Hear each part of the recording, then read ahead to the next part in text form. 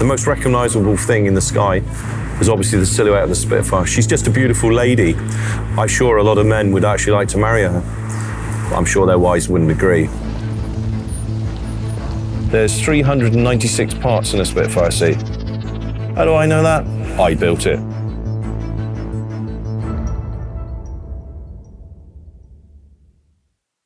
Este es Martin Phillips.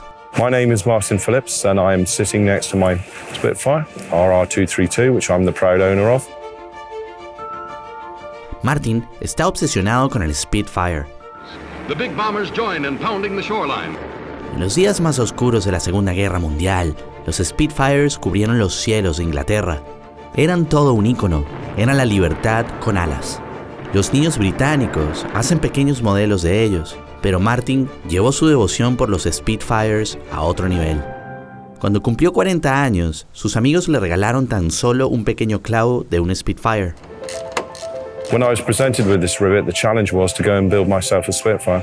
So on the spur of the moment, not thinking, I said, right, I'll go out on the Monday morning and I will build a Spitfire. I never thought that over a period of 14 years, that I'd probably wear 3 cars out with mileage along the journey to provide all the parts that you now see today.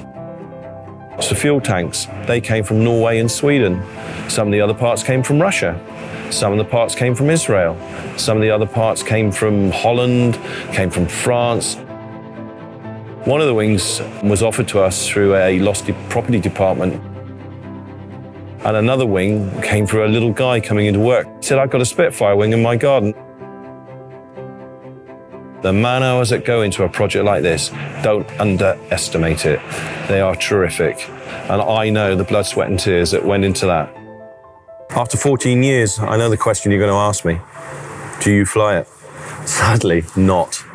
I am learning to fly, and I hope one day to fly it, but greater guys than me fly it.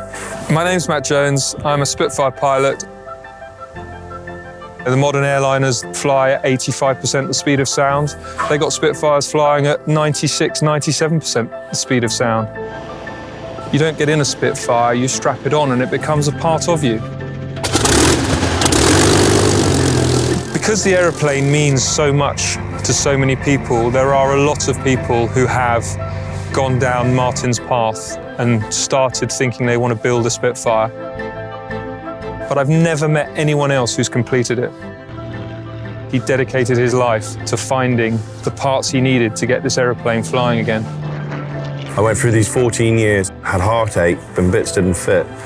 Just putting it together and finishing it, and the provenance, and the journey I went on, you know? Tears.